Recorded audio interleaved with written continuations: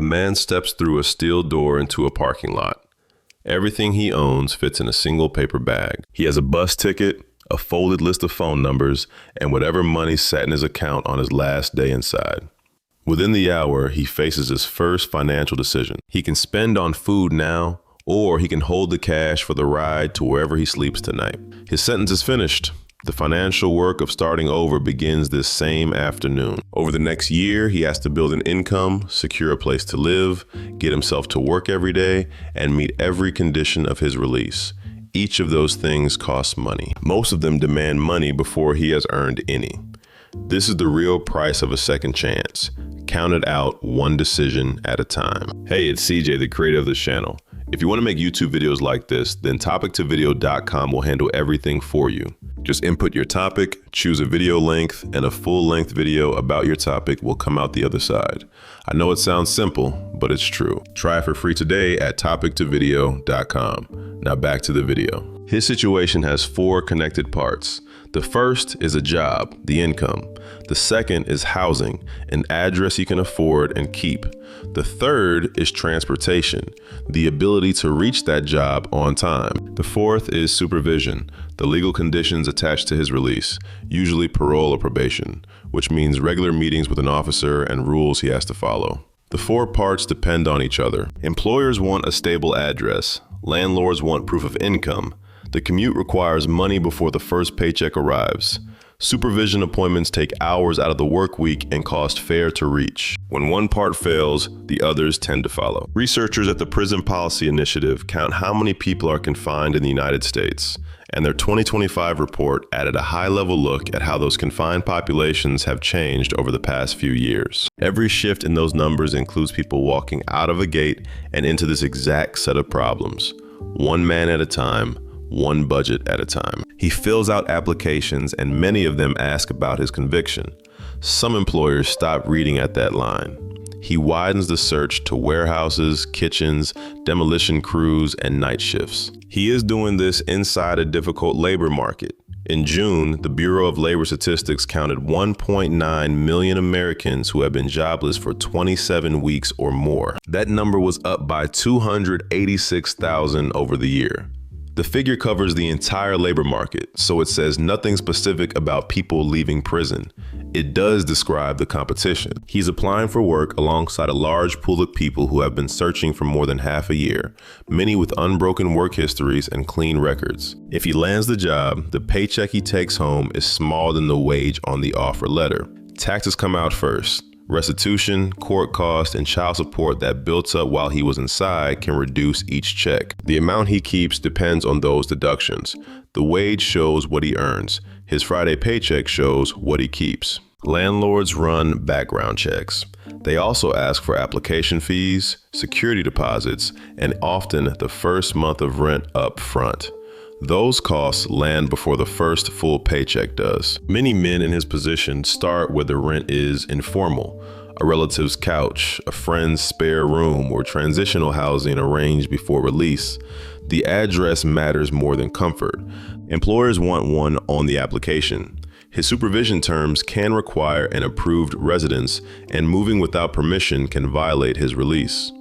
Family support often determines whether he can save during the first few months. That's crazy, right? The way out usually runs through someone else's generosity, a family member who absorbs the housing costs for the first few months while he saves. That person's availability is one of the biggest financial facts of his restart, and he had no control over it on the day he walked out. The distance between his bed and his shift shapes his budget. If his driver's license expired while he was inside, renewing it takes documents, fees, and time. A car requires insurance, fuel, and repairs, with those costs arriving before he has built savings. He rides the bus. The fare is small, but the trip can take much longer. A short drive can become a long morning of transfers, and none of that time is paid. One late bus can cost him a shift. Enough lost shifts cost him the job, and the job funds everything else. That's crazy. A man can do the work well, want the work, and show up early most days, yet still lose his income over a transit schedule he cannot control. His plans must account for the gap between affordable housing and available work. That gap is measured in miles, minutes, and fares taken from a paycheck he has barely started collecting. Parole and probation come with conditions: scheduled meetings with an officer, possible drug testing, and sometimes required classes or programs. The meetings often happen during business hours. Every appointment costs bus fare, travel time, and hours he cannot spend earning. Direct fees for supervision, testing, or programming vary by state and individual case. Honest reporting has to identify those costs instead of assuming them. Check this out.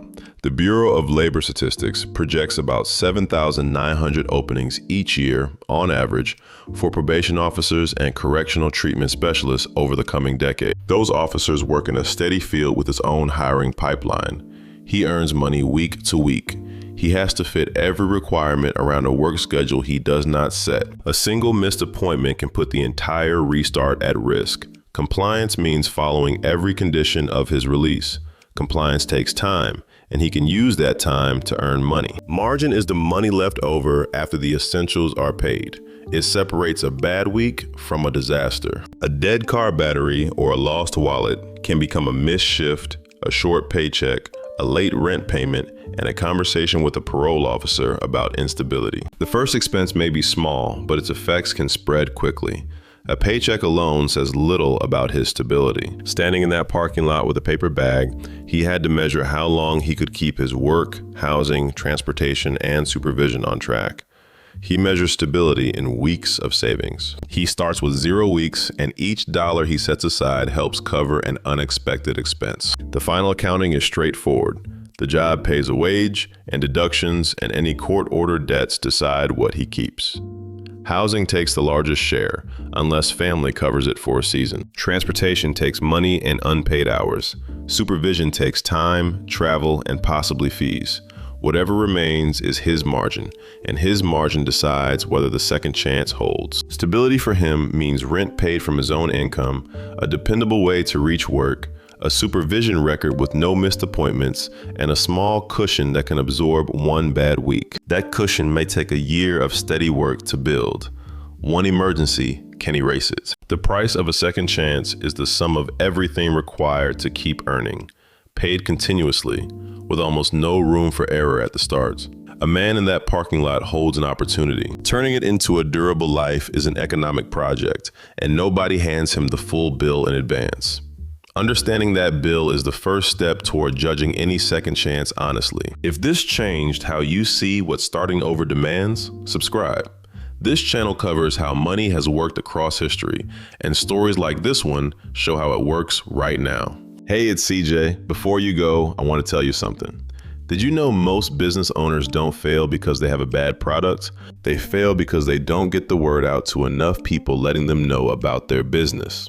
If you're a local business owner, topictovideo.com is for you. You can input your company's branded materials, and the platform will generate a video with your brand identity embedded in. You can then post the video to Facebook, Instagram, YouTube, your website, and more. It takes 2 minutes to get started. Go to topictovideo.com now. I'll see you in the next one.